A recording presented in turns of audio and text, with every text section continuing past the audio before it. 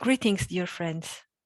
On behalf of the World Council of Churches, Commission of the Churches on International Affairs, it is my pleasure to welcome you to this webinar conversation on debt cancellation as anti-racism in times of Black Lives Matter protests. The Commission of the Churches on International Affairs is marking its 75th anniversary this year, and we have been organizing a series of webinars on racial justice to mark this occasion. I'm happy to be co-organizing today's webinar with my colleague Athena Peralta from the Economic and Ecological Justice Program. Thank you so much, Segma. Indeed, we are very excited to convene this timely webinar together with CCIA as part of the Ecumenical New International Financial and Economic Architecture Initiative. We have explored the current debt crisis, including at an interfaith e-conference on just finance and reparations held a year ago, and several webinars. As churches, we have strongly advocated for debt cancellation at meetings of the IMF and the World Bank, as well as the G20. But issues of economic and ecological justice do not stand alone. These issues intersect with racial justice. The BLM protests last year were a global rallying cry, showing that the struggle against structural inequality remains a compelling issue for many around the world. After nearly 5 centuries of colonialism, slavery, and the transatlantic slave trade, the same countries that were exploited because of their rich natural and human resources are today tied with enormous pressures imposed by an unfair financial system that clearly advantages the creditors. Debt has become a new form of subjugation for Black communities and African nations. And the COVID-19 pandemic has added another layer on these struggles by disproportionately hurting Black and impoverished communities and exacerbating national indebtedness. Today, anti-racist movements are beginning to join calls for annulling developing country debt. Our webinar will explore many questions, one of them being whether debt cancellation could be the new anti-racism. The webinar today will be moderated by Reverend Tracy Blackmon. She is the Associate General Minister of Justice and Local Church Ministries for the United Church of Christ and Senior Pastor of Christ the United King Church of Christ in Florissant, Missouri, USA. Her leadership and work in the aftermath of the killing of Michael Brown Jr. in Ferguson, Missouri, has gained her both national and international recognition and audiences from the White House to the Vatican. She was appointed to the Ferguson Commission by Governor Jay Nixon and to the President's Advisory Council on Faith-Based Neighborhood Partnerships for the White House by President Barack Obama. She has received several awards and recognitions, such as the 2015 Ebony Magazine Power 100 and the NACP Rosa Parks Award. Without further delay, I invite Reverend Tracy Blackmon to lead us in this conversation. Thank you. Thank you very much, and thank you for having me here today. And welcome to this webinar. Good morning to some, good afternoon to others. We are grateful to be here. In February of 2012, in the US, a young Black man by the name of Trayvon Martin was killed. After the death of Trayvon Martin, because it was a questionable death for some and a death without question for others, of violence against Black bodies, the hashtag began to show up, Black Lives Matter. This was the sentiment of Alicia Garza, Patrice Cullors, and Opal Tometi, who were seeking a way to articulate the pain that they continued to feel as Black lives were being disregarded and dismissed in the United States. This phrase resonated so much with people all over the US and eventually globally that it went from being a sentiment to a mantra, to a mission. Black Lives Matter now resonates globally as a way of this generation crying out a call that has been with us since enslavement. Whether or not it is the songs of those who were enslaved, who used songs and chants to plot their freedom, whether or not during the civil rights movement, it was hearing "We shall overcome," whether or not it was during the Black Panthers movement of hearing "Say it loud, I'm Black and I'm proud." Black Lives Matter is just the latest reiteration of people demanding their dignity, demanding equity, demanding to be seen. And I invite you to use the chat because I'm speaking from a US perspective and this is a global conversation, to put for one another some of the phrases and chants in your context that resonate this same type of message. This message has global indications and is also tied to many of those nations that have been historically raped and pilfered of their natural and human resources through colonialism, which is also the undergirding issue in the US. We see this in our environmental issues, in immigration issues, in political issues. Everyone is being called to attention to recognize that Black lives not only matter, but that reconciliation, response, and reparations are due for the evils that have occurred to people living with Black skin all over the diaspora. This conversation invites us to engage these topics and to consider whether or not debt cancellation might be a way forward in some manner of reparations for the thievery that has happened, that has left many countries of predominantly Black-skinned people in desperate means. We have a wonderful panel for this today, and I'm excited to introduce you to them briefly. Their full bio will be included in the chat. We have with us today Patrick Bond, who is a political economist, born in Ireland, studied economics at Swarthmore, finance at Wharton School, and geography at Johns Hopkins University in Baltimore. We also have with us today Reverend Dr. Ivor Carruthers, who is a founding trustee and general secretary of the Samuel DeWitt Proctor Conference. Dr. Carruthers has a long history of engagement in community development initiatives and social justice ministry, fostering interfaith and racial reparatory justice dialogue in the US, Caribbean, South America, Asia, and Africa. In addition to Dr. Carruthers and Mr. Bond, we also have Ambassador David Commichon, who is the son of a traveling Methodist minister of religion. David received his primary education at Tranquility Primary School in Trinidad before attending Harrison College and the University of West Indies in Barbados. He won the Barbados exhibition in 1979 and the Sir Fred Phillips Academic Prize at the Faculty of Law, University of the West Indies in 1981. Pierre Gam also joins us.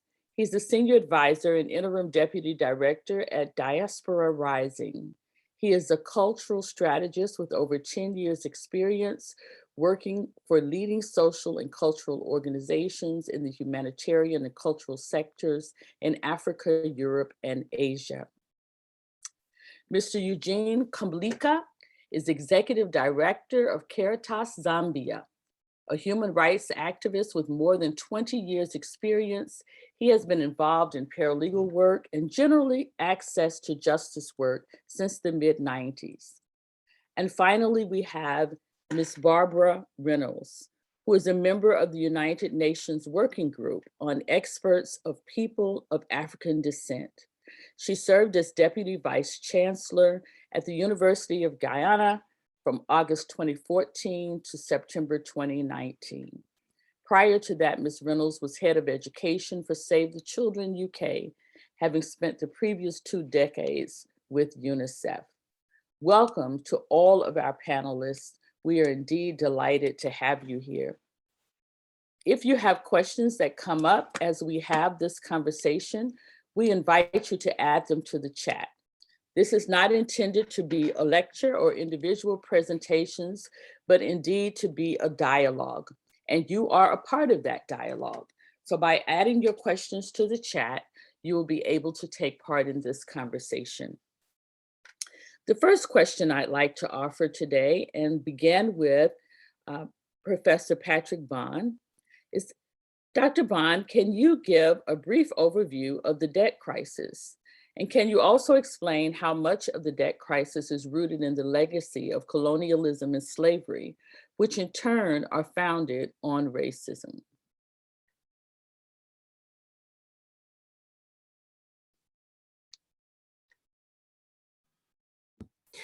Now I'm with you, and it is very, very much of an honor to be with all of the great folk. I'm going to rely on our lead intellectual on the race class topic, Ben Magobani. You see his picture, I hope. If not, let me know. Now, very quickly, he came out of African National Congress and South African Communist Party traditions. But, you know, we've had a debate here that really cuts across all our ideologies about whether apartheid, colonialism, slavery, was, in a sense, a political economy that required the racial components that made profits especially so important. So, and I hate to do this because the World Council of Churches have been so important to me, but we have to acknowledge that it was, as Ben Magobani argues, looking at Bartolome de las Casas in the era of slavery and indigenous Latin American oppression, European Christianity and philosophy and biology that were used to justify the barbarism of slavery, of orchestrated contempt, of subhumanization of the African. And of course, in this country, I'm in Johannesburg, but in Cape Town, we had the first foreign direct investment, if I may say. It's the Dutch East India Company, and Jan van Riebeck decorated in our Black Lives Matter protest, fees must fall, roads must fall protests, found the San Khoi to be dangerous savages, and he had as an economic interest the clearing of that space of the Cape Town area so that he could set up the Dutch East India Company site. So evolving racism, then as diamonds were found in Kimberley, and Anthony Trollope, located there briefly, wrote so eloquently about the exploitation of the diamonds of Kimberley. Who can doubt that work is the great civilizer of the world? So you see a sort of evolving way of thinking about race and economy. Instead of clearing away the people, now we're going to capture them using all the techniques that white colonialists mastered of the hut tax and coercion systems, and especially a migrant labor system that mixed race with gender oppression, because women were meant to do the ultra cheap, what we call the reproduction of labor, making sure that men got to the factory, got to the fields, and especially to the mines. And that was going to be, for the next generation of racists like Trollope, a civilizing effect, right?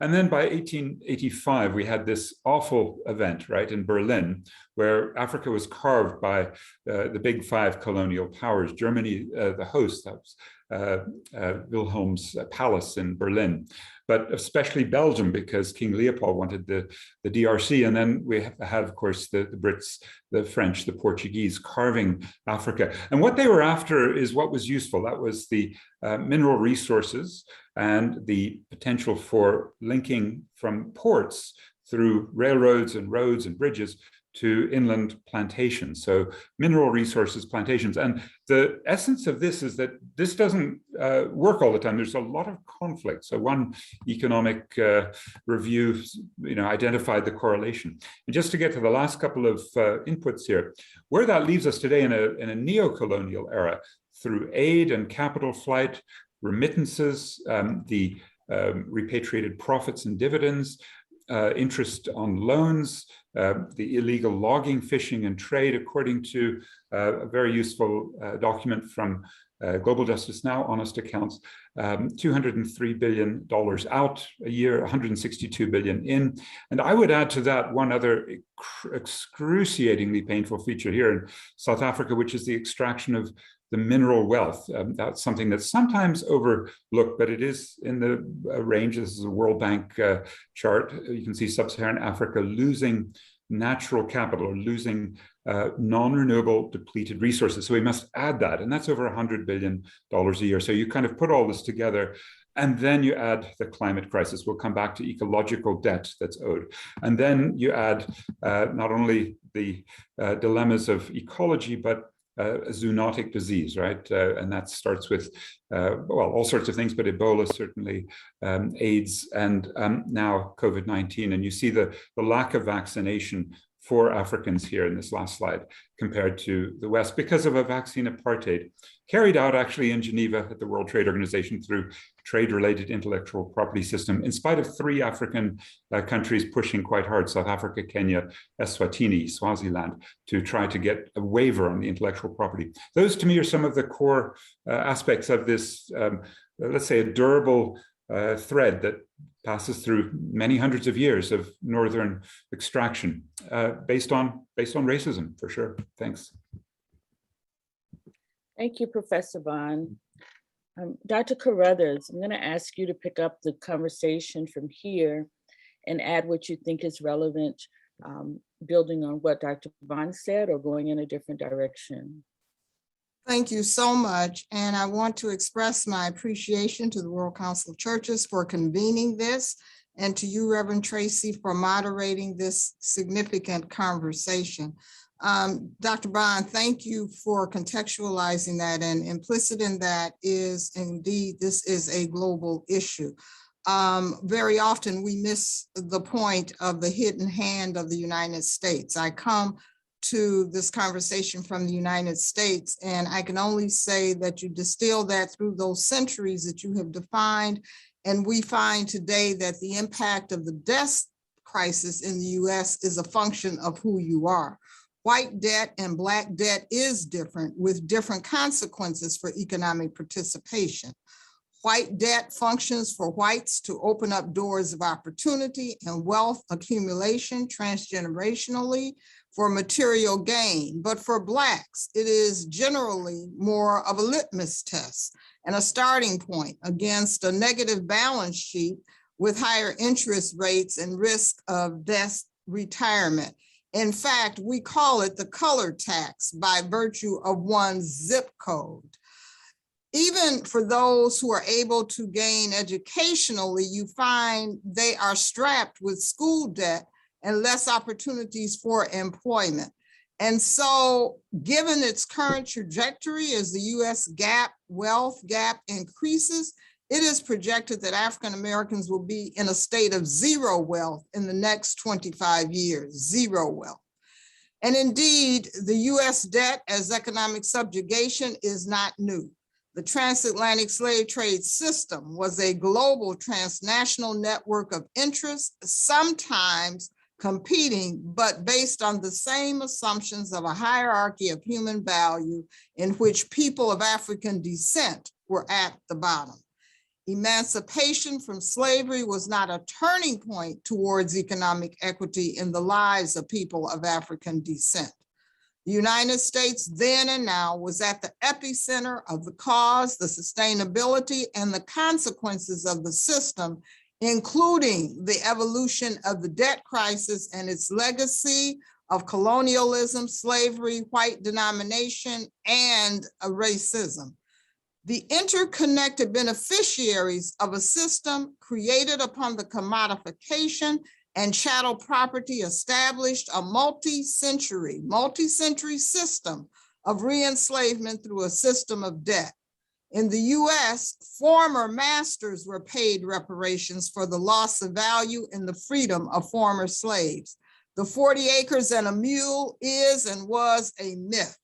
The cycle of debt, the loss of opportunity to live in and by rules of equity and democracy and human dignity in the United States did not happen.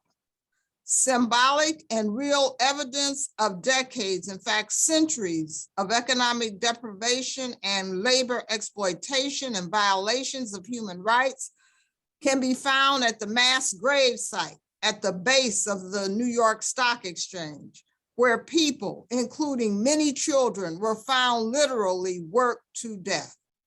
Even today, we are finding mass graves which have been memorialized on church properties in the United States.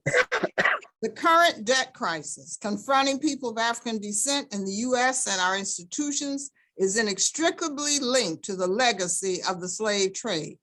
The Proctor Conference's current activity with the community of Elaine, Arkansas in the Delta is but one regional example of how multiple generations are still negatively impacted by the debt and loss of assets in the US. Having suffered racialized 1919 massacres, lynchings, land and labor theft, new generations of Blacks in Elaine are still grappling with more than the debt crisis. For sure, people of African descent in the US are uniquely positioned to play a role in the ongoing transnational quest for reparations, transformation, and remediation. As stakeholders and advocates for ourselves, but also as advocates and stakeholders that impact US foreign policy. And the Proctor Conference is privileged to be a part of that work and effort. Thank you. Thank you, Dr. Carruthers, for building on this overview and this background that will launch our conversation. Ambassador Commission, I'm asking you now to, we're struggling with that name, but I'm going to get it correct in just a minute. We're asking you now to join this conversation, and what can you contribute to the foundation of the dialogue we want to have today around the overview of the debt crisis? We can't hear you. If you can unmute your line. Okay, thank you very much, Tracy. See, I'm going to call you Tracy. You can call me David, and then you won't struggle with the name. Thank you, David. I'm speaking from the vantage point of the Caribbean community. After all, I am Barbados's ambassador to the Caribbean community. The Caribbean community is a grouping of 15 full member states and 5 associates.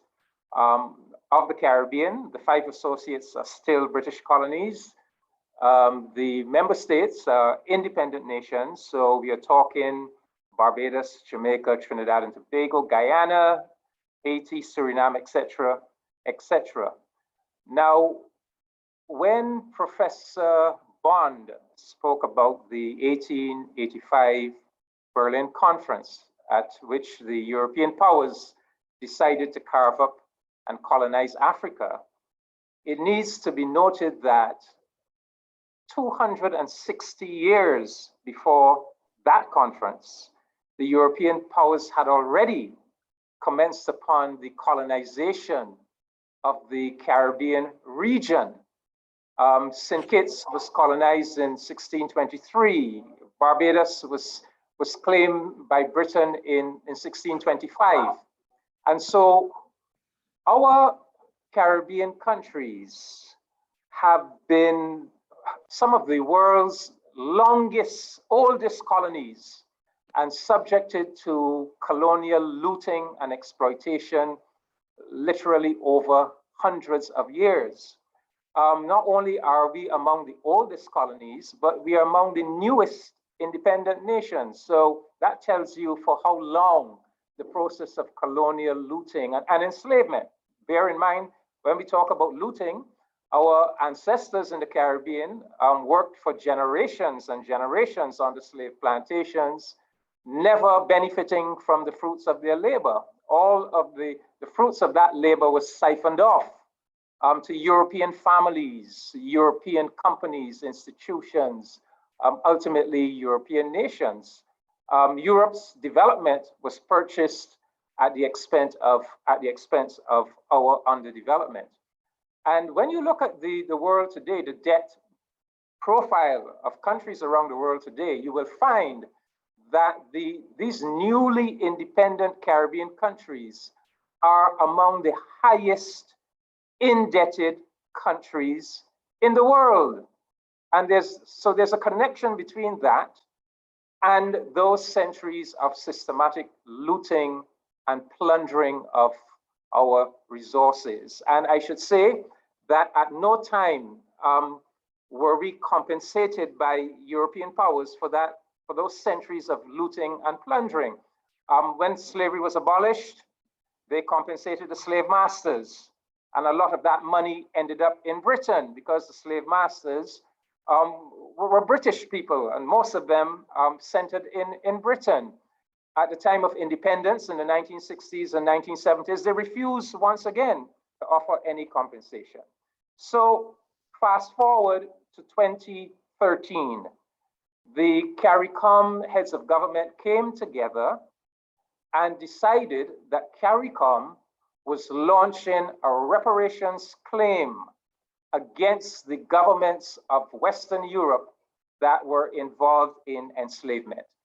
And we put forward a 10-point claim for reparations. The final point in those 10 points is debt cancellation. And just let me end by reading the case that we make for debt cancellation against the Western European powers. And I quote, "Caribbean governments that emerged from slavery and colonialism have inherited the massive crisis of community poverty and institutional unpreparedness for development. These governments still daily engage in the business of cleaning up the colonial mess in order to prepare for development. The pressure of development has driven governments to carry the burden of public employment and social policies designed to confront colonial legacies. This process has resulted in states accumulating unsustainable levels of public debt that now constitute their fiscal entrapment. This debt cycle properly belongs to the imperial governments who have made no sustained attempt to deal with debilitating colonial legacies. Support for the payment of domestic debt and cancellation of international debt are necessary reparatory actions." End of quote. So that's the demand that our governments have leveled at all of the governments of Western Europe that were implicated in enslavement and colonial exploitation of the Caribbean. Let me end there. Thank you so much, Ambassador David. We are definitely getting a broader picture of the atrocities that have occurred if we did not already know. I want to round out this question with Ms. Barbara Reynolds. Ms. Barbara Reynolds, we'd like for you to weigh in on this question of providing the background and the overview of the debt crisis. Thank you, Reverend Blackman. I certainly endorse everything previous speakers have said. Let me add just 3 quick points. So debt is relative, but we know that it has not just financial dimensions, it has social dimensions, it has cultural dimensions, it has religious dimensions. And so when we talk about debt, we can't talk about debt just only in the financial realm. It is necessary, but not sufficient. The way debt is structured now means that, as the good book said, for those of you who know the good book, the rich will get richer and the poor will certainly get a whole lot poorer, simply because of floating exchange rates, which are in favor of those who lend and out of favor with those who borrow. Now, this is a structural thing that is masked because we, the people who borrow, go to the people who lend cap in hand without really understanding the legal and economic sleight of hand that have brought us to this point. So if I go as a government to borrow money and I use that money to paint buildings that do not necessarily need to be painted now, because it might be better spent on a road or a power plant, then the problem, Brutus, lies with me and not with the lender. At the moment, 31% of the GDP of developing countries in 2020, 31%, ladies and gentlemen, of the GDP of developing countries is all about repaying debt. Now, if we take our personal monthly salary, for those of us fortunate enough to have a job, and we are committing 31% of it to repaying a debt, that debt had better be the mortgage for our house and the mortgage for our car, and not the mortgage to go to a concert. So that is kind of analogous of where we are. But I want to just leave the third point here with you. There is one country in the world that holds 23% of global external debt. One country that holds 23% of the global external debt. That's my debt, your grandchildren's debt, your great-great-grandchildren's debt, and you can keep adding to that because it's cumulative. One country in the world. When I twist this another way, that country's external debt, which it holds, accounts for 44% of the country's GDP. Nearly half of that country's wealth is sitting on my poverty. And that, ladies and gentlemen, is the global picture in just a few sentences. Thank you very much, moderator.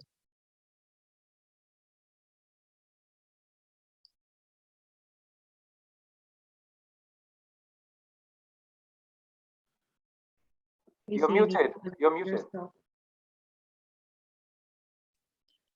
I'm sorry. Thank you very much for those comments. And you have just a little bit of time left. And I want to ask you to expound on one thing.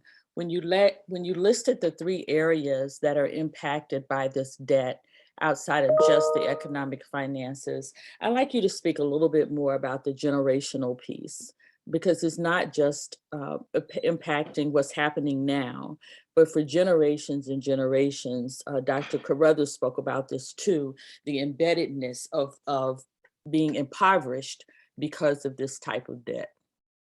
Well, let me use a simple analogy. If when I'm ready to go into college, my parents can pay my apartment rent, pay my school fees, buy my books, and I don't have to work, I am more likely, all other things being equal, to do well in college. If when I'm going into college, I am first of all acquiring something that's called student debt, that is the equivalent of a house loan, and I have to still work on top of that, my anxiety not only gets me into the whole question of non-communicable diseases and what that stress means, but it means that I am, all other things being equal, likely to do less well, not because of my inherent intelligence, but because of the time on task. How much time do I have to spend on school work as opposed to scrambling for a living? And I have lived that reality. Now, when we multiply that on a generational perspective, we see the multiplier effect that with each successive generation, we have acquired more stress as we struggle to break even. Now, we've done it by sheer sweat, blood, and tears. So some of us have done it, but we owe those who were not able to do it because perhaps they were psychologically a little bit more fragile than we are, some compassion. And debt cancellation can be looked at from a Christian perspective as compassion, but from a human rights perspective as what is only right and just. So that intergenerational thing is critical. And when we multiply it by whole communities, by whole countries, by whole populations. Reverend, I am tired of being termed the first Black or the only Black to ever do anything. I don't want to be the first Black or the only Black to ever do anything. I don't want my grandchildren to be the first Black or the only Black to do anything. God made multiple colors, multiple hues, multiple textures. We should just be there like everybody else. That's the challenge ahead of us. Thank you very much. Amen. Thank you for that. Thank you for that. Our next question builds on this reality. So starting from that place, now COVID-19 enters the scene. The pandemic disproportionately hurts Black and impoverished communities. National indebtedness is particularly exacerbated, and anti-racist movements are beginning to call and join this move to annul developing countries' debt. Can you say a little bit about how the pandemic has affected communities and what would be possible ways out for them? What does vaccine equity look like? What would economic equity do for these countries that are struggling even to survive not just the debt crisis, but now this crucial health crisis as well? I'd like to begin this portion of the conversation with you, Mr. Pierre Gam.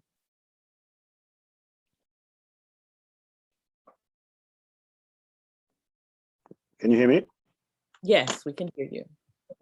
Okay, so I want to touch back a little bit on the question that was asked before, because there's a point I want to have that was not presented. So I think it's important to really consider the question of colonialism, slavery, and the issue of the debt from the place of the fact that this was a concerted effort, right? And so there's a quote I would like to share with you from Cecil Rhodes, which was one of the most famous promoters of colonialism in the 1890s. We must find new lands from which we can easily obtain raw material and at the same time exploit the cheap labor that is available from the natives colonies. The colonies would also provide a dumping ground for the surplus goods produced in our factories. And what it really explained in that quote is basically the role of colonies was to provide a market for the produce of the colonial countries and a source of cheap labor and raw material for the industries. And colonialism was necessary to establish a legal framework in which capitalist relations could operate. If no new colonies were created in Latin America in the late 19th century, which is largely because a legal system which was sufficiently stable for trade to continue was already inexistent. And this is the same thing I think as well for the Caribbean country, because they were already colonized. So the legal framework was already in place for a capitalist system. But this was not the case in Africa. This is colonialism was a requisite condition. Colonial control was a requisite condition to establish that. This is what I wanted to say in regards to the first issue, because I think we talked about the psychological aspect of it, but I think to me, the way I understand that and colonialism and that legacy is purely from, it was a scheme. There was nothing, yes, this targeted assembly, but because it targeted us, people of African descent, but it targeted Asia, North Africa, Latin America. It was a global movement to the world. And it's important to really understand what was the motives and what was the strategy put in place now to reach that. So now going to your question. So in regards to the pandemic, I think what's interesting, I spent most of last year on the continent. I was first in Ghana, then I went to Nigeria, Kenya, and ended up at the end in Cameroon until July this year. And what was interesting is a lot of African countries on the strategies that were doing the strategies that were developed to resist to the Ebola outbreak in 2014, 2016. And so some of the measures that were put in place was they were testing, isolating people with positive for the virus, quarantining those who may have been in contact with it. And these actions have helped to slow the spread of the virus. And what is another interesting thing to consider is that when you consider that Africa doesn't have a lot of the resources available in the West to fight COVID, but Africa is considered to be one of the least affected regions in the world. And so that's one aspect to consider. Now, looking at the issue of the vaccine, I mean, some of the panelists, I think, will be able to talk about the fact that globally in the West in general, in the US, but even in the UK and in France, what we saw during the lockdown was that the population that were the most affected by COVID were mostly communities of color, and a lot of them were of African descent. And I think what this exposed was the legacy of slavery and of colonialism and all the kind of structural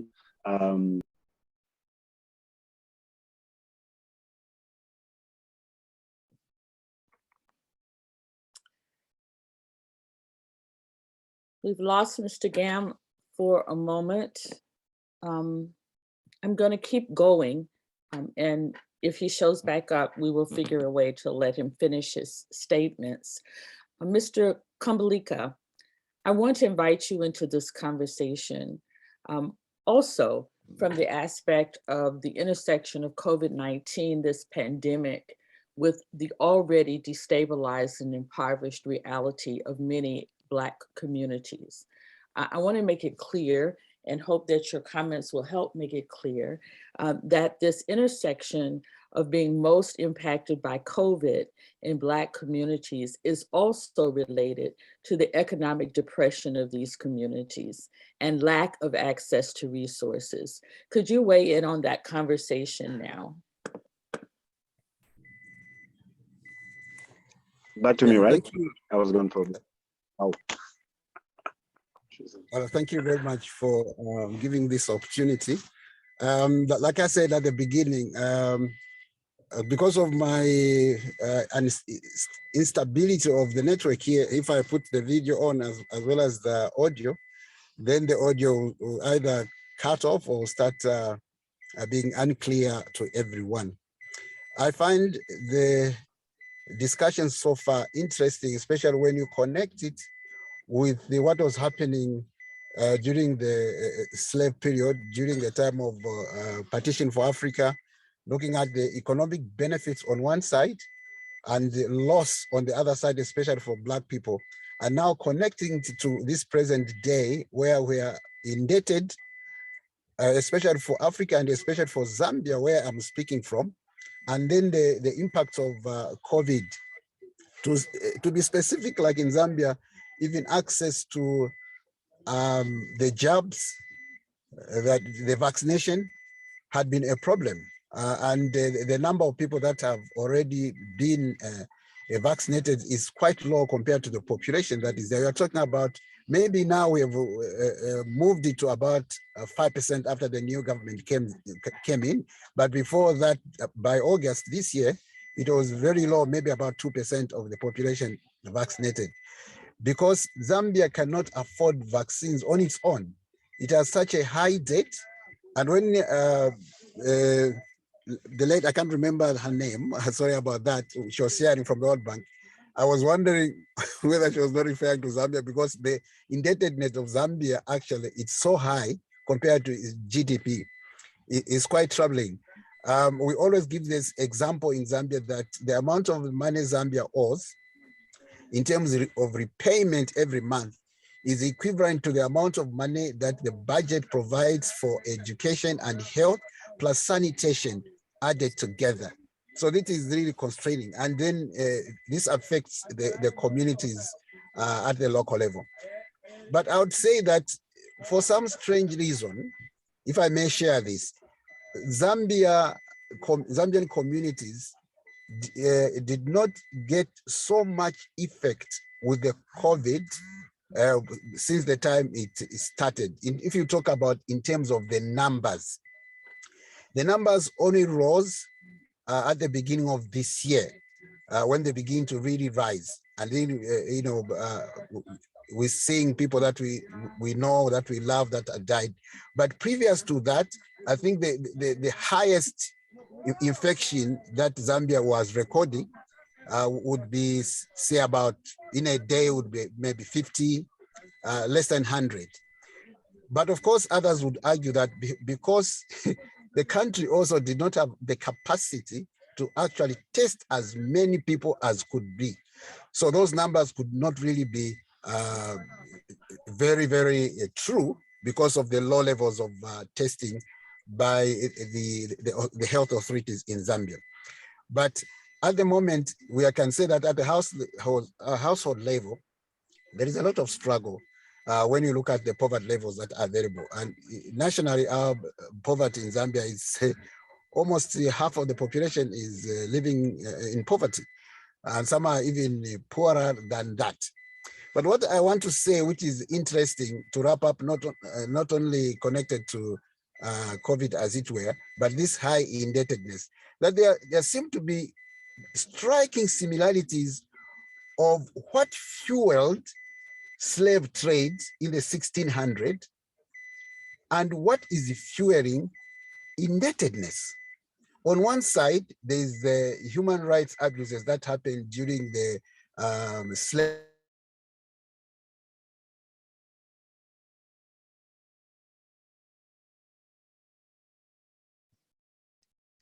I'm hoping trading, and also the other. Sorry about that. I think I should have gone off a bit. Hello. Go ahead. Keep going, Dr. Campbell. Yeah, there was some interruption. I'm talking about the similarities now. What is striking for me during the slave trade, when our brothers and sisters who ended up in America and were working, they are producing goods, they are producing profit, they are producing wealth for others that were against the abolition of the trade, the slave trade. Why? Because they are profiting from it and they are making a lot of money. If you push this forward to now, 2021, you find that there are some people who are arguing against debt cancellation.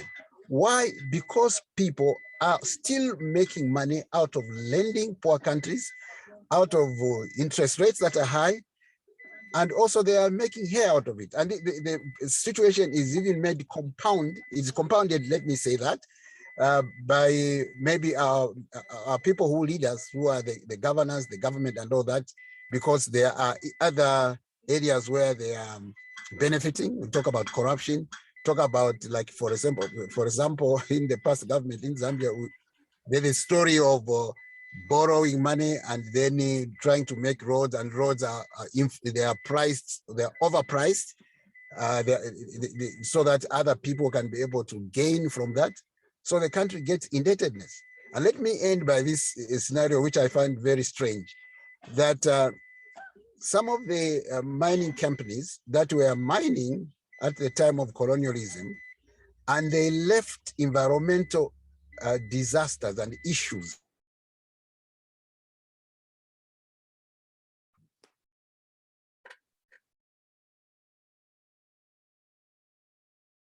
within the country, and they've done nothing. Now, what Zambia does is strange, that they have to borrow in order to clean up the mess.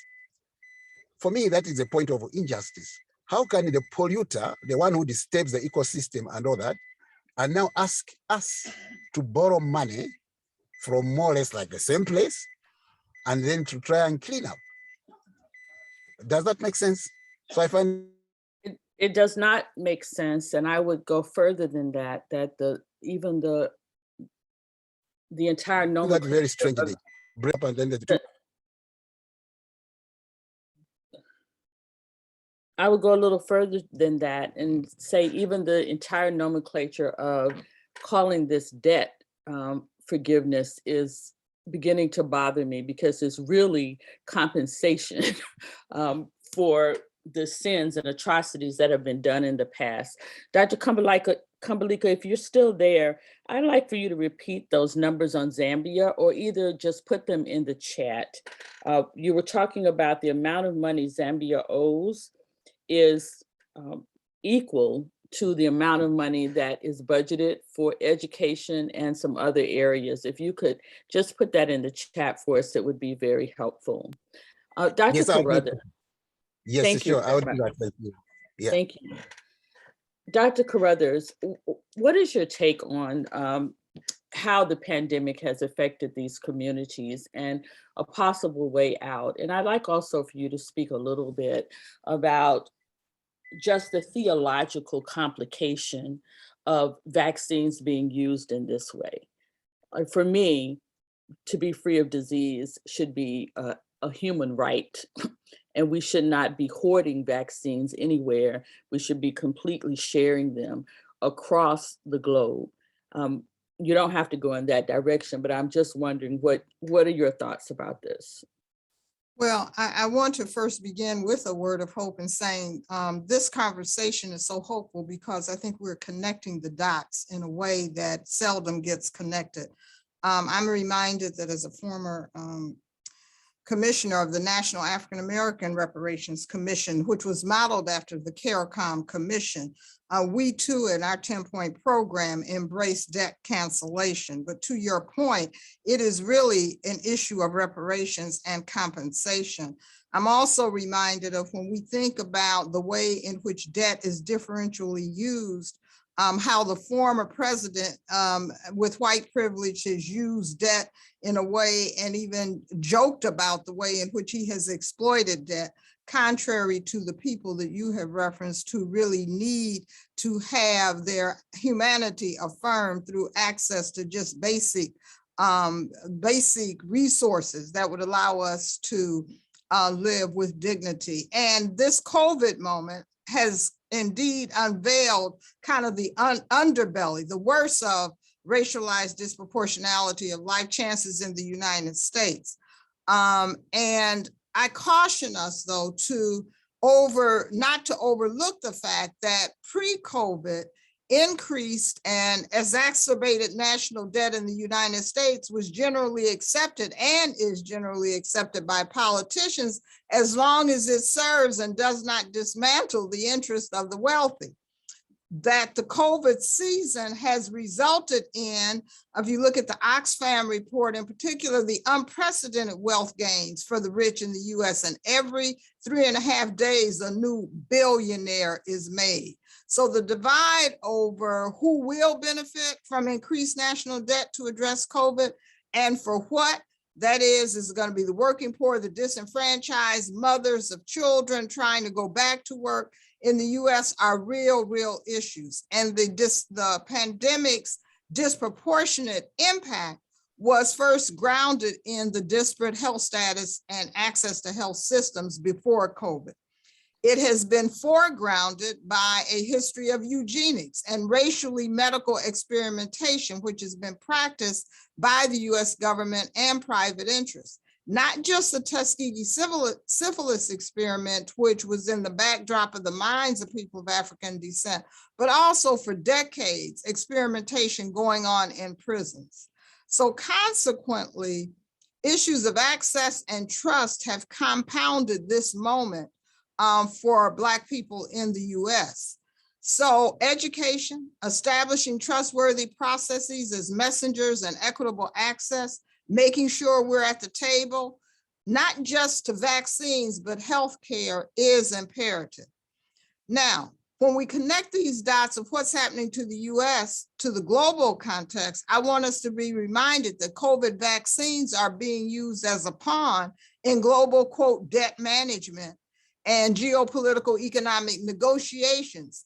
We see this with the UK's AstraZeneca, China's COVAX, Russia's Sputnik vaccine, and US Pfizer's all being positioned and tied gently, but nonetheless, to debt and aid negotiations for vulnerable nations. So for me, this brings us to this theological question and moral question that leads to the necessity for us to underscore the fact that the real issue has to be a revolution of values here. COVID may be new, but in this genomic era, epidemiologists for 40 years, such as Laura Garrett, have been predicting the coming of new diseases, that we are going to need global health infrastructure and systems that are prepared to holistically address the consequences of new diseases and pandemics. And we have to do that by disbanding this triage of human life, which says some people are more valuable than others. And so as we learned in the last 18 months, the global issues and the global context and the multiplicity of issues are intersectional, and they are indeed great. When you look and distill down to Jackson, Mississippi, for example, which was surfaced as a water crisis, you could not separate that from mitigation of COVID and the future readiness to address other issues, including food security, which could foretell more future internal refugees within the United States becoming a crisis. So I think, to your point, it has to be more than about, and the reframing of debt, to reparations, and it has to be more than about vaccine access. Thank you very much for that. I'm also thinking about the fact that debt cancellation does not speak adequately to accountability for the damage that has been done. I just want to say that debt cancellation does not speak to accountability for the damage that has been done generationally over centuries. It just does not add up. I want to bring you back into this, Ms. Reynolds, to see what your take is on the impact of this pandemic on already disproportionately affected countries and communities. Thank you, Reverend. I endorse everything that was just said, but let me say to what you just left on the table, and just push that a little bit. Necessary, but not sufficient. We don't want anybody to go away with the idea that debt cancellation is not important. It's not essential. It's necessary morally and financially, but it's not sufficient. So to come to the pandemic, so I do a lot of work in education, and what the pandemic has done is layered learning loss on where there was already learning poverty. And if you think about that arithmetically, you're thinking about a construct that is not in terms of a square, but a cubic. So you're layering on top of one another, and that has a multiplying effect in various dimensions. So that's one thing about it. I am seized by the horrible mess in which people of African descent find themselves, because we don't have so many robust structures. So if you think about the size of our homes, and if we've got 2 children or 3 children with one device, who goes to school on Zoom? And if you think about single working mothers, do they give up their jobs while they're at home taking care of their children who can't go to school? And it's a lived experience.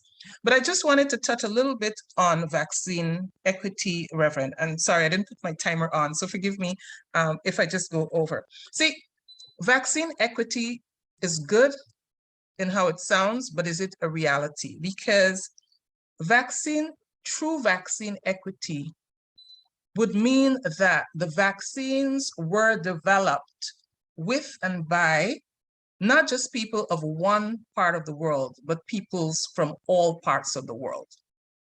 And so that would have meant that the hesitancy that is real would have been lessened, because these vaccines were developed by people like me in some instances, in situations that were transparent, and not simply for some people where they're stored in some way, where they have to be stored in cold conditions that do not obtain in countries like mine. We could hardly keep electricity consistent, much less having refrigerators in a cold chain to store some vaccines. So that's the first point.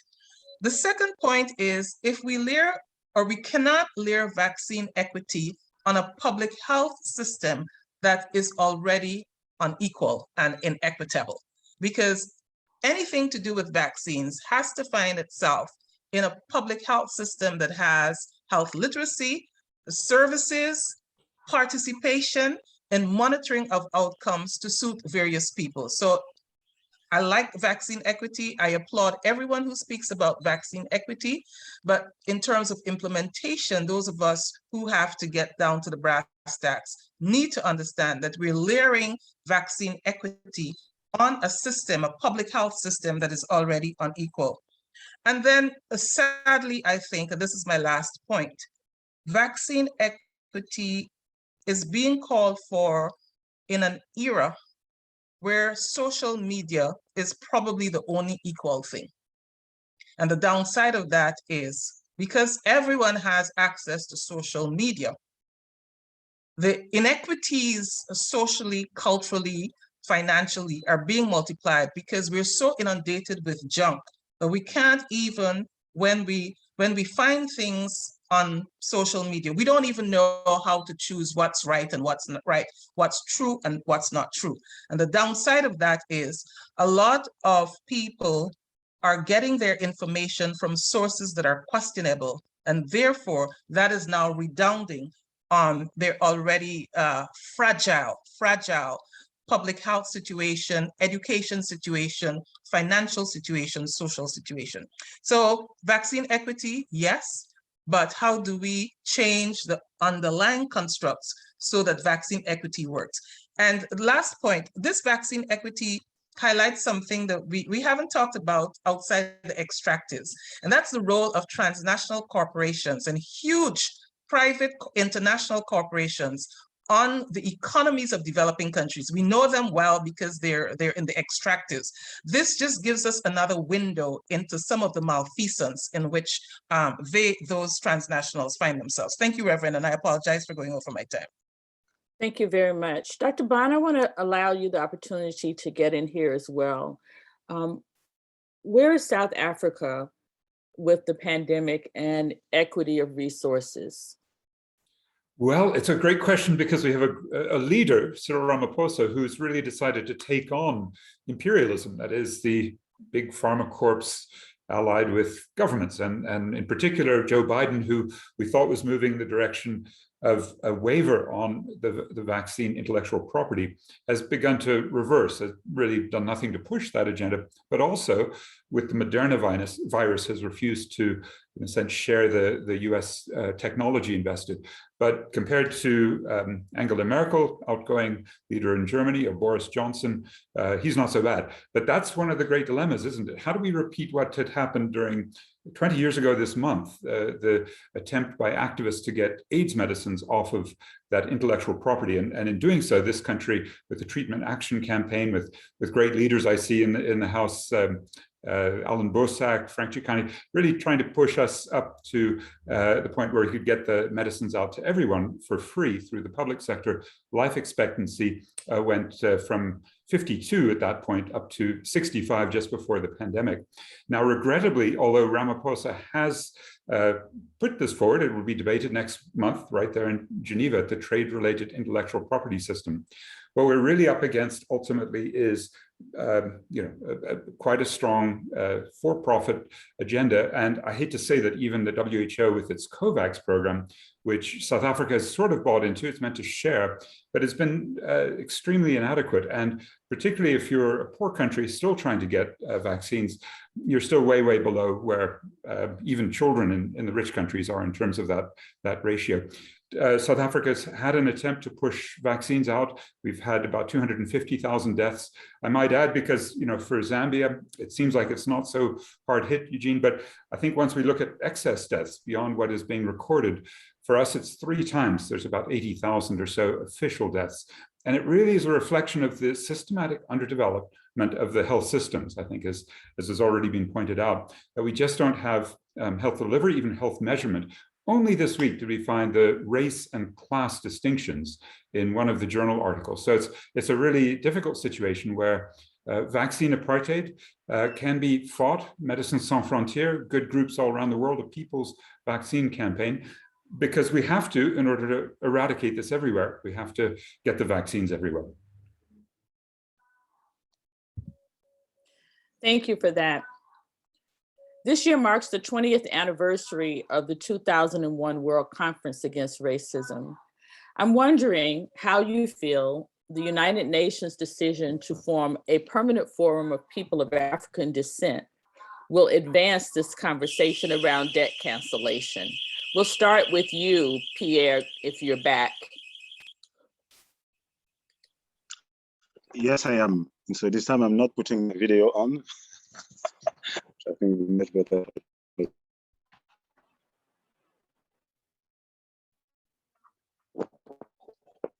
Can you hear me? Yes. Can you hear me? Yes. Yes, we can hear you. Okay. So yeah, going to this question. So Ayuto was part of one of the initial activists that went to Geneva and to New York to petition for the establishing of this forum.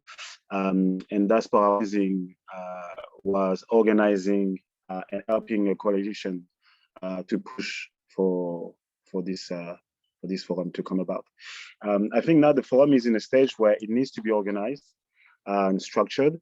But I think once the structure will be put in place, I think this will be a great opportunity to start engaging with the civil society and government to push about issues of reparation and debt.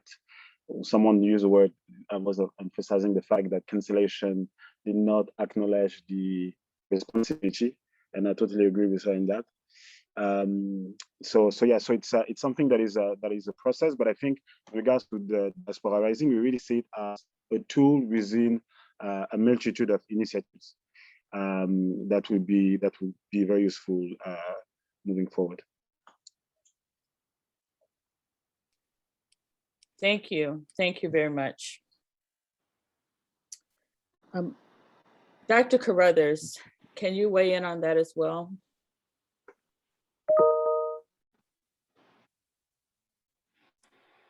Yes, I can. Thank you, Tracy. Certainly, after 150 years of demanding reparations in the United States, we are getting some traction, and that is a hopeful sign. And I think the challenge is to amplify our voices and to connect our voices as it relates to this demand for reparations. At the grassroots level in the United States, in the context of local, national, private, and public communities, we do see conversations and paradigms around debt relief, around tax credits, subsidies, and rebates, all as financial instruments in the context of reparations now being discussed. But I think we must be reminded that these have always been financial instruments used for the wealthy.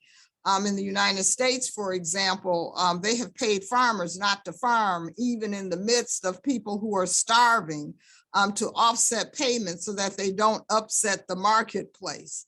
So where we are now as a model, many are looking to Evanston, Illinois, right up the street from where I am sitting, for its example of reparations, where the city council has in fact created reparations legislation. It is based on a model of taking and cycling from agriculture or eco-justice-based revenue, attaching that to a designated tax, adding contributions from the wealthy that are voluntary contributions to, in effect, create a redistributive debt or reparatory justice around housing, making amends for the ways in which generationally people of African descent in Evanston were denied fair access to housing.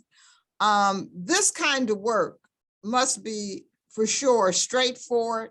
It must be, however, if we're going to get to a values transformation, it must be grounded in truth-telling, and we must defeat, as has already been spoken to, this factor of social media and the way in which the normalization of just blatant lies and the weaponization of technology to foster these blatant lies, including using artificial intelligence and augmented intelligence to create algorithms to get to our children, are shaping our whole consciousness about our rights as humans. In the US right now, in high school textbooks, they are now framing Africans who were brought as enslaved people to be, quote, immigrants who came to just be agricultural workers. They are legislating banning of teaching Black history in schools. With a Christian lens, with a theological lens, many of us, including the World Council of Churches, are pushing for the Zacchaeus model of reparations, and we are sowing some new seeds of partnerships. And I'm pleased that one of the things that has happened is, for the first time, a major theological seminary in this country, in partnership with the Proctor Conference, has now created a Center for Reparatory Justice, Transformation, and Remediation. And we are providing support and consultation to universities, denominations, state houses, and municipalities around the ways in which we can begin to connect the dots between financial transactions and conversations with the psychosocial trauma that we have experienced. And I want to underscore that that includes the iconography and the storytelling that goes forth, the monuments we see. And so if we don't create a holistic point of view to improve these structures that allow us to come together, I think in a Pan-African way, to dismantle these systems at the local level, we certainly won't be able to achieve what we want to at the global level. So I do think we are moving from rhetoric to action. I see some positive and hopeful signs, and I'm certain that the Permanent Forum on People of African Descent is a part of that. Thank you. Thank you for that. I would add to that from the Christian lens that we also are speaking from, and you alluded to it a little bit, Dr. Carruthers, and I've heard Ms. Reynolds also allude to it. This notion of a theological construct that is malformed, that suggests that poverty is just a part of the human condition, which moves it from the area of crisis theologically for us to acceptance as the way things are supposed to be. And I don't know, maybe we can talk about that at a different time. I'm wondering if you could talk a little bit, Ambassador David, about this connection. How do you connect this concept of what we've been talking about with ecological debt owed by the global north to the global south? We've talked about it around the circumference of it through this conversation, but what concrete examples of ecological debt can you give? And could debt cancellation play a role in addressing the dimensions of racism there?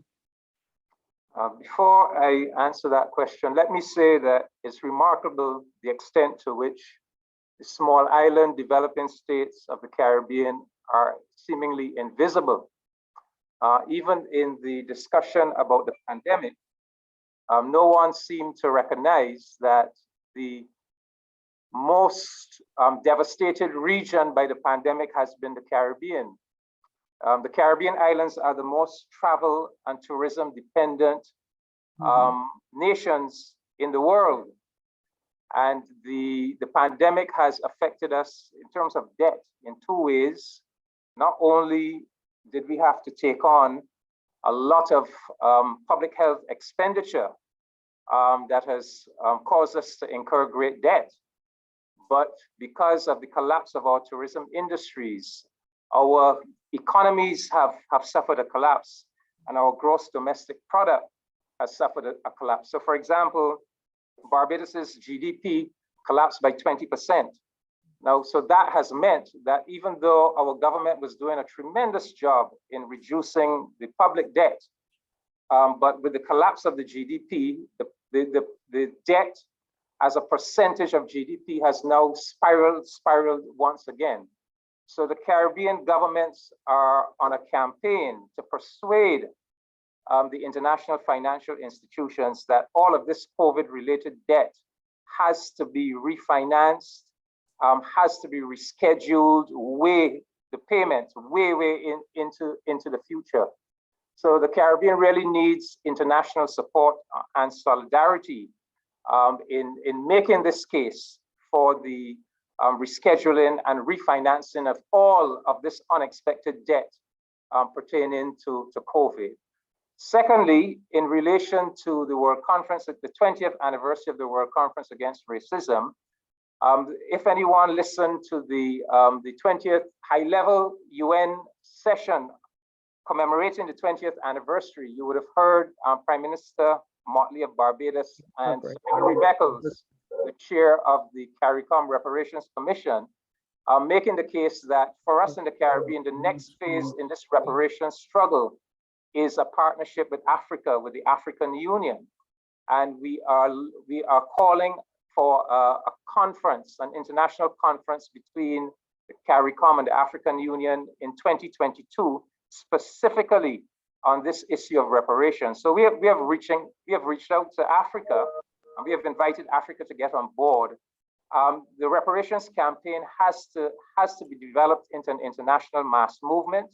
It has to become an international cause célèbre, similar in size and scope to the anti-apartheid movement of the 1970s and 1980s. So we have a lot of work to do, but we think that the foundation of that international movement must be the Caribbean and Africa working together.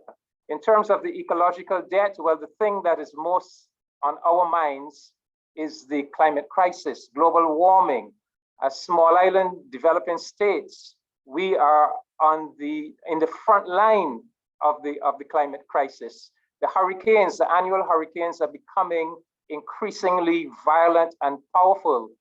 And you know, Caribbean people can struggle for decades to build up their society, make superhuman efforts, and then in the space of 24 hours, a hurricane can devastate decades and decades of struggle and work. And then some of our Caribbean countries, like Barbados, Bahamas, Antigua, are deemed to be middle-income countries based on GDP.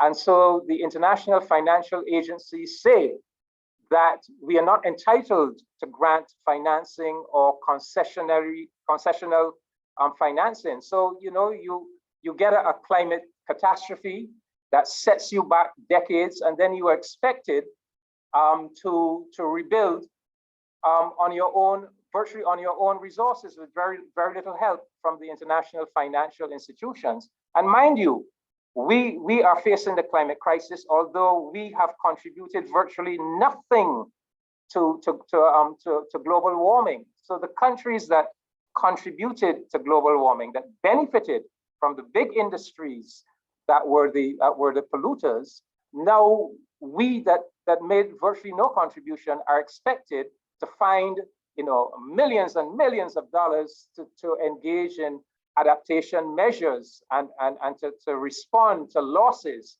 And so if you paid attention to the recent COP26 conference in Glasgow, you would have heard the CARICOM leaders, and in particular Prime Minister Mia Mottley, make a very strong case that we are owed by these developed countries that created the climate crisis. We are owed adaptation funding. They are owed, you know, they talk about 100 billion US per annum, and we are saying, you know, it needs really to go into the trillions. So this is a very big issue for us, and this is an issue that we are going to be pursuing in the present and the very immediate future. That the developed countries must compensate us, help us with the adaptation funding to respond to the climate crisis. Thank you. Thank you, Ambassador David.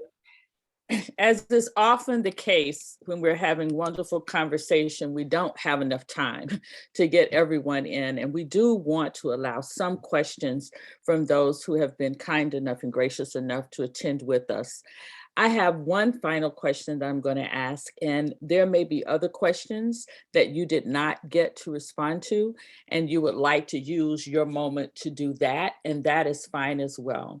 The question is, in this current time, could it be that this tangible debt collection is the new concrete way toward anti-racism? Could debt cancellation actually lead us toward anti-racism? Could it serve to bring reparation and restoration to nations and communities that are impoverished by colonial extraction and the slave trade, as we've heard here today? I'm going to ask that you just respond in a minute or two so that we can open up the chat and hear what questions those who have been attending would like for us to dig a little deeper into. We only have 11 minutes left. So I'm going to start with you, Ambassador David. You just gave a passionate plea that I think is right on point for our responsibility and accountability to the Caribbean nations. Do you think that beginning with debt cancellation could be a concrete move toward anti-racism? I think the agenda going forward is reparations. debt cancellation is a component of reparations, but the movement that we must build is an international reparations movement. For us in the Caribbean, it's a four-prong movement. The first prong centers around the CARICOM 10-point plan, which is really a developmental demand that we level at the national governments of Western Europe for developmental programs that they must resource. The second plank of it concerns the private sector organizations, the companies, the banks, the insurance companies, the universities that were all implicated in enslavement and that benefited and profited.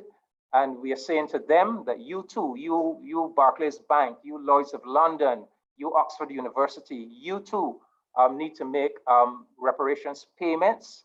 The third prong is that we are recognizing that the international economic and political order, the order that we exist in today has its roots in those centuries of enslavement and colonial domination, and that the formerly enslaved nations and peoples have been inserted in that system in a structurally subordinate and exploitative manner.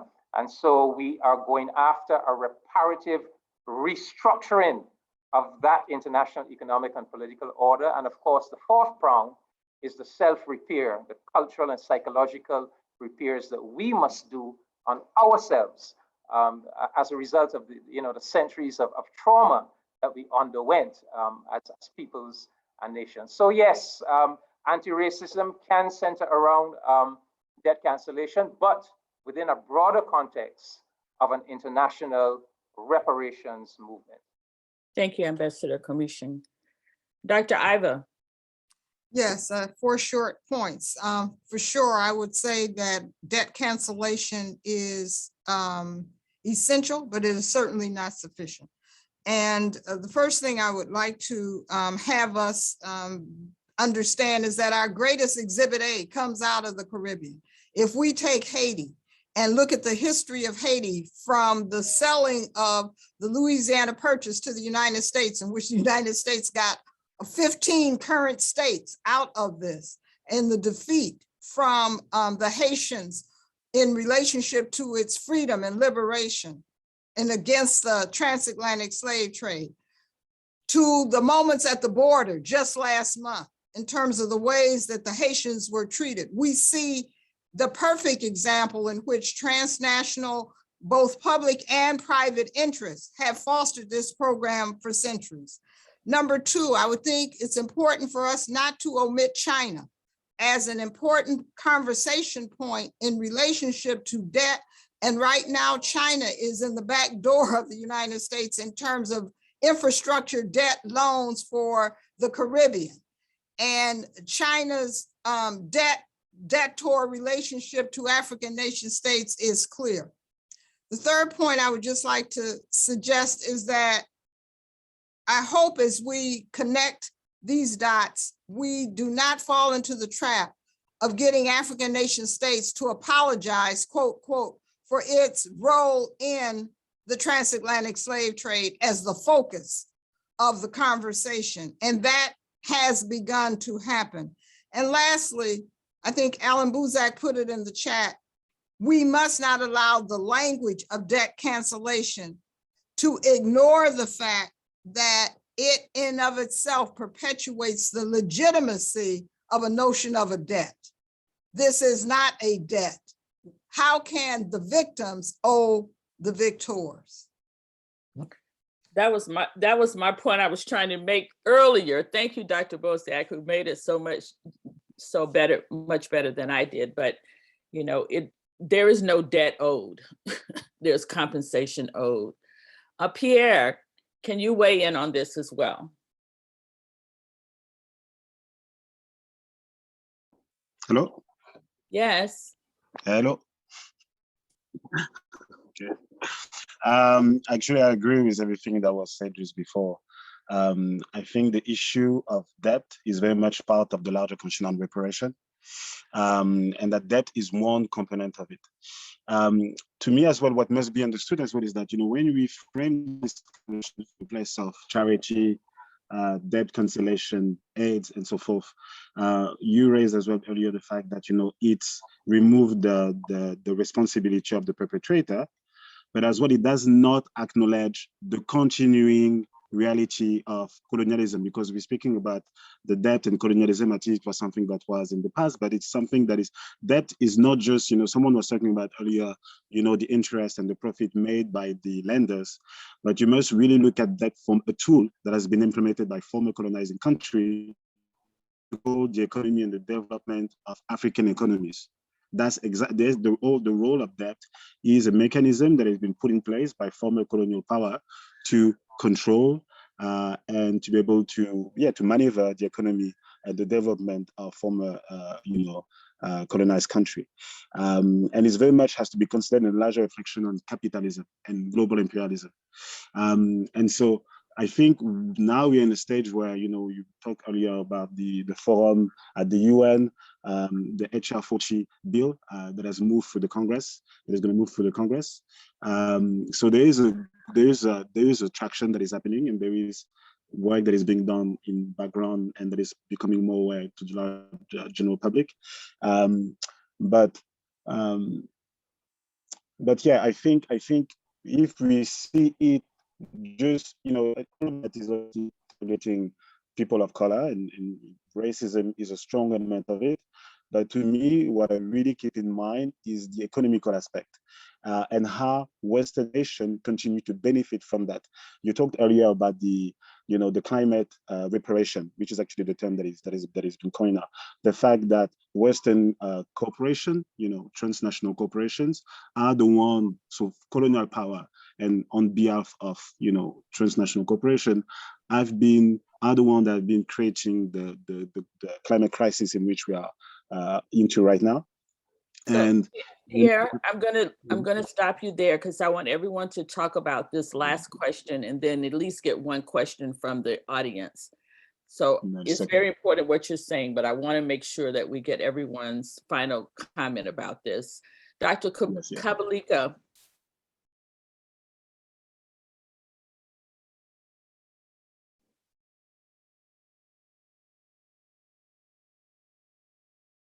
Mr. Kabalika, can you speak?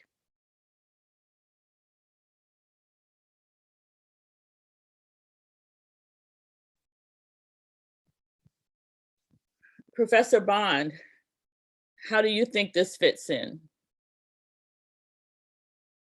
You're muted.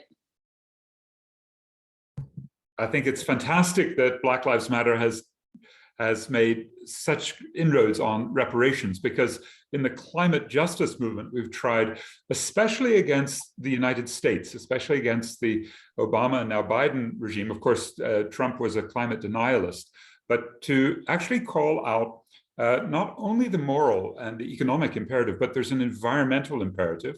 Environmental economics has a phrase, polluters should pay, polluters pay, which means you'd internalize the irrational externalities of capitalism by forcing those who pollute to actually cover the cost. Now, if you do that, the next question, how much? And Stephanie's asked a very good question. It's more than double. I've actually just typed in what I think we should be using, which is a $3,000 per ton cost of carbon, meaning exactly right, that the reparations that we could be demanding, not only, by the way, for loss and damage, but for the unutilized carbon space, the potential for industrialization in Africa.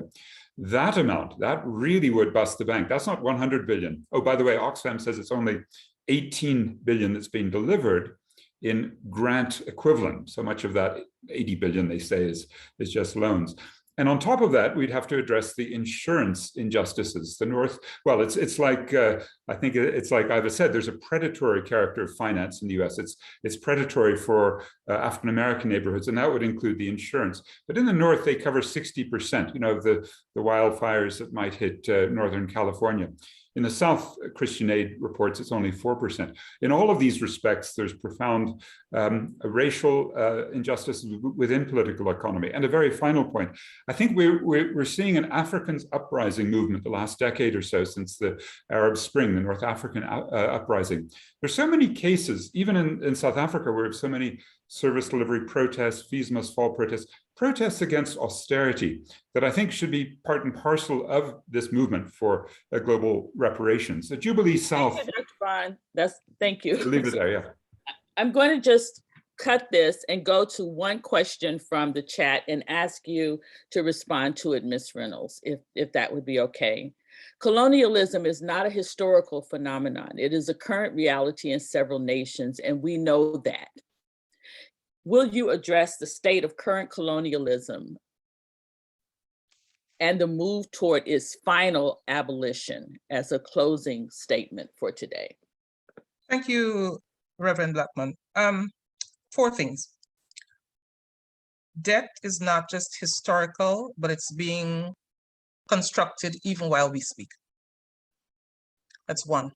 Second, we need to call attention of all major religions of the world, including Christianity. And Reverend, I'm a practicing Christian, about their responsibility in everything to do with colorism, racism, slavery, Jim Crow. They've hidden behind incorrect interpretations of what the good books say. The third, I think we need to construct a narrative that begins with an unequivocal acknowledgement of everything that has gone wrong. That first point on the CARICOM slate. It is only after that that we can construct the various pieces. And yes, debt cancellation, debt reversal, improved economic conditions, fiscal, financial, are all necessary. Let me say finally that this problem is not just systemic or systematic, it is structural. We cannot take a plane from the Caribbean to West Africa, although the slave trade brought us straight across the ocean. That is a problem. Second, we have whole countries in crisis, Haiti, Sudan, that is a problem. So that structural, systemic element is important, but it's also psychological. It's also spiritual, and it's social. So to the extent that reversing debt, canceling debt, removing debt contributes to this, it's important. It is a whole of planet challenge, Reverend, because the whole planet in the first, second, third, and fourth industrial revolutions have built their wealth on the blood, sweat, tears, and backs of people of African descent. And therefore, it has to be a whole of planet exercise for us to reverse that. Thank you ever so much. Thank you so much. And thank you to all the panelists for this rich conversation. To leave this in a theological framework, what we really have been talking about are the acts of contrition that are called for by our sacred text as Christians, beginning with confession, admitting just what Ms. Reynolds just finished talking about, and all of our panelists have alluded to, that this entire globe has been built upon the backs of people of African descent. And we must begin by confessing that this is the truth, and how we have been complicit all over in pilfering and raping the natural and human resources of people of African descent. This debt cancellation is a part of the next act after confession, which would be repentance. It is not an act of grace. It is not an act of kindness. It is an act of repentance for all that has been stolen from people of African descent.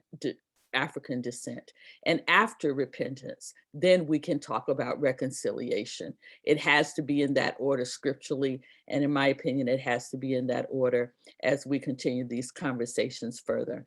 I want to turn this over back over into Segma's hands and thank all of you who have joined us in this conversation. Clearly, it is just touching the surface of what needs to be discussed here. We could have taken any one question and talked about it for 90 minutes. And perhaps in further discussions that are organized by the World Council of Churches, we might do just that. Thank you so much, Reverend Tracy Blackmon, and thank you so much all of the panelists for this very rich conversation. As you see, we didn't even have all the time we needed to cover all the questions, And the discussion was very rich, and the chat room was very busy with questions and comments. I would like to thank all the attendees also for joining us and for all the questions and comments they shared. Please get back to us with your questions and comments, and we will make sure we will convey them to the panelists so that you have an answer to your questions as well.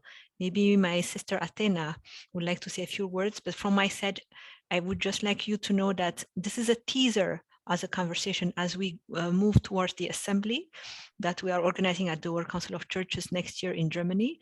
And this is just a beginning of a conversation that we're hoping to have, and in the coming months, hopefully, other events on the same topic. Thank you so much for being with us. Much appreciated. Yeah, just to again add my deep, deep gratitude to all our panelists and our participants for a really wonderful discussion. And I think it really just goes to show that the way forward, we really have to build alliances between our different movements, because that is the only way that we will be able to dismantle such an unjust and unsustainable system. Mm-hmm. So we hope that this conversation builds relationships across our different struggles and movements for justice. Thank you so much.